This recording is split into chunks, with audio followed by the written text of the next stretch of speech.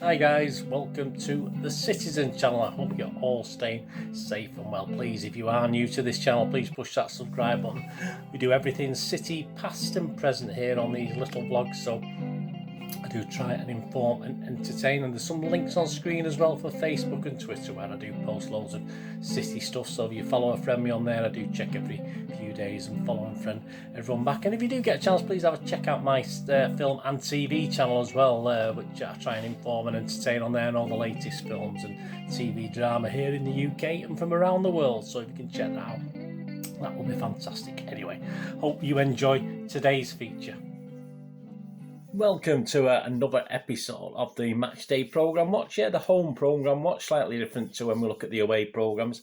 But we're going to have a look at this one today. Obviously, the Manchester City versus Wycombe Wanderers. Yes, Carabao Cup. It's our Carabao Cup, isn't it? It's nobody else's. Yeah, we're going to have a quick look through that and a couple of interesting things in there. Yes, 68 pages this time, though, as opposed to 84. We still had to pay £3.50 on the gates. I suppose when you do these subscriptions, I suppose that's probably right, because people would be asking for money back, wouldn't they, if they suddenly charge £2.50 or £3 for a programme. So obviously, if you've got it on subscription, you'd be saying, "Oh, why have I paying all this?" But I'm sure there are ways around that. But you know what City fans are like. We're all a bit finicky and miserly. So it's about 81% the size of a normal one.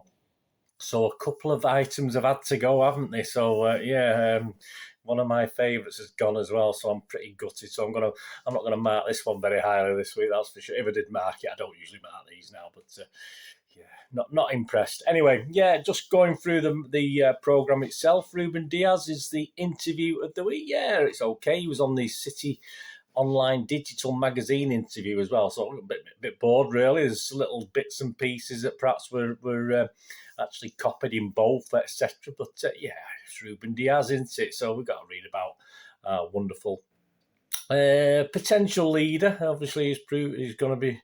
I think it's obvious, isn't it? I think long term, he's definitely going to be the number one captain. I know they have a lot of captains, don't they? So an interesting interview, Reuben Diaz. Yeah, the last time we met features, of course, this game, which I was at Main Road back on the 24th of April 1999. Yeah, a 2-1 defeat, of course, for us, with Golter getting our goal. 29,337 were there that night. I think it was in one of the Gene Kelly stand seats, I think. But obviously, look back at that with images and a little bit of a match report, etc.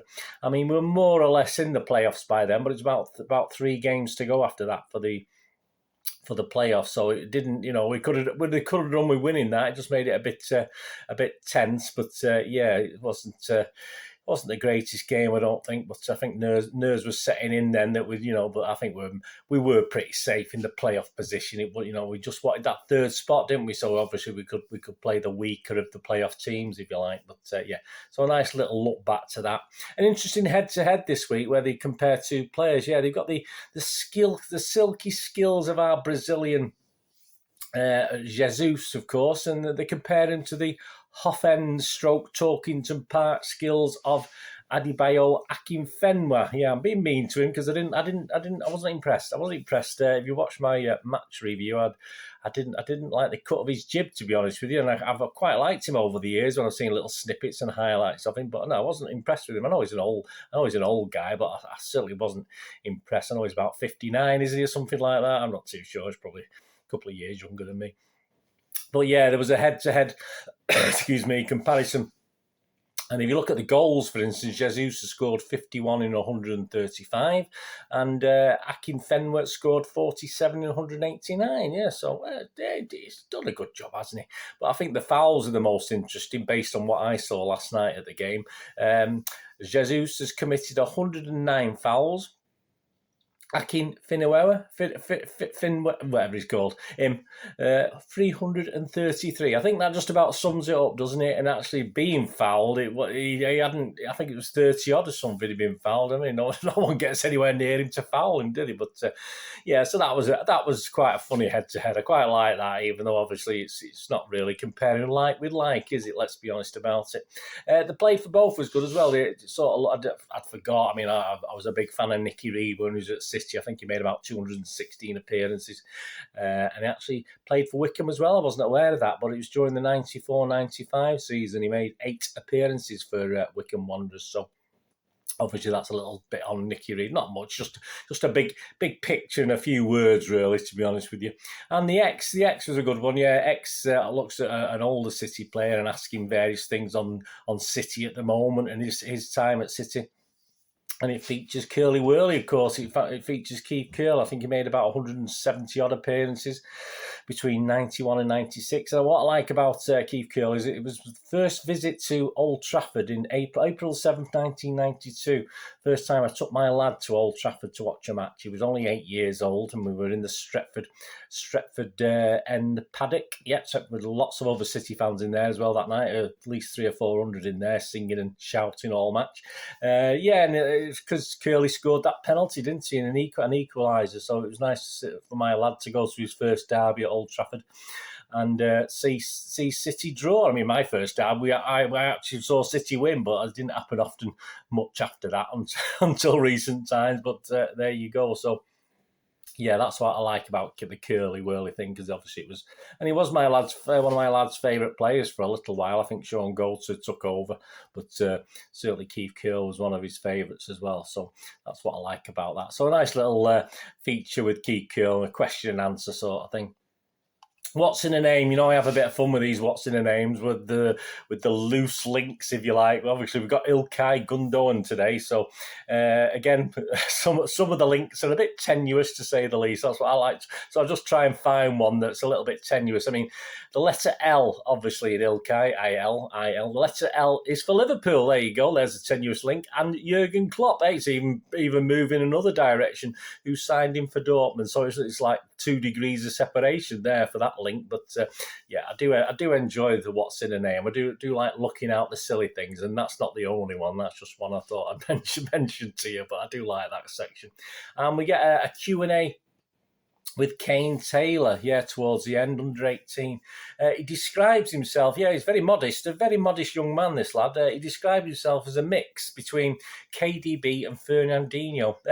So, he doesn't hide his head anything behind a bushel, does he? I think he was on Villas as a kid, and obviously he's moved to City, but obviously one of his favourite moments was watching Grealish score against Birmingham, so he's obviously a Villa fan as well, so it must be nice for him if he gets to see old calves out every now and then. But it's okay. I like that. I like the Q&A. Some quirky questions, some okay questions. I don't mind that. You get to know, and it literally takes about a minute to read through all the questions and answers. So I don't mind that, especially when I can literally read these programmes, if you like, in about 15 minutes or half time or before the match or stuff like that.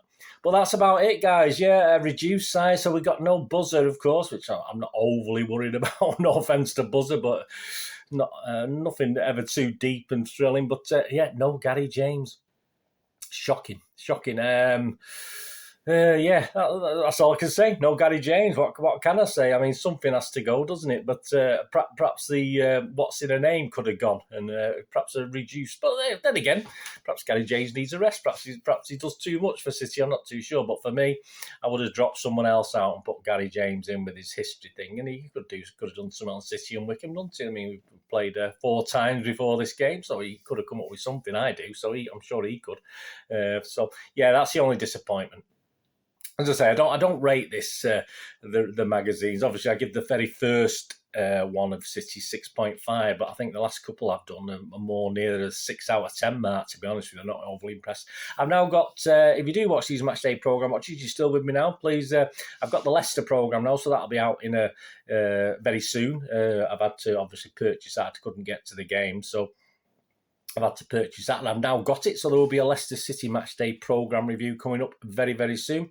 My highlight of this magazine, this programme, would probably be the Keith Curle interviews. My highlight, just because my own personal memories as well, and that's what I sort of like about it. Anyway, let me know if you got this, or you say, please, if you do wish to subscribe. I say I've been having a few problems getting deliveries, but I actually got 2 programmes delivered yesterday. I got the Leipzig and the Southampton programme delivered on the same day. So they are struggling a little bit, the people who do these subscriptions, but we are getting them. And say I've not had my Wycombe one yet. I always, because I usually shove these programmes in my back pocket, they sometimes get a little bit battered and I put a cover on them. But sometimes if it's raining, which we've been fortunate so far, I mean, I've got some programmes in the back there.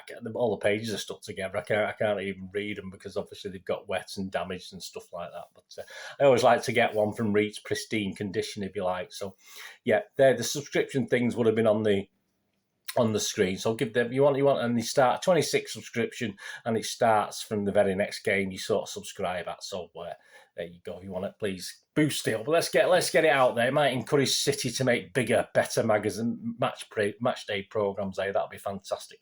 Anyway, thanks for watching. What we're going to do the rest of the day, have a great one. Look after yourselves, look after your friends, look after your families. More importantly, let's all look after each other. Till we meet here again on the Citizen channel. Or perhaps have a flick across, please. Check out my film and TV channel. I'll try and inform and entertain on there as I do on these City vlogs. If you can join me on there, that would be wonderful. Have a look if you get a chance. But either way, if we meet back here on the Citizen channel, I only ask one thing, don't I, guys? Please stay safe. Come on, City.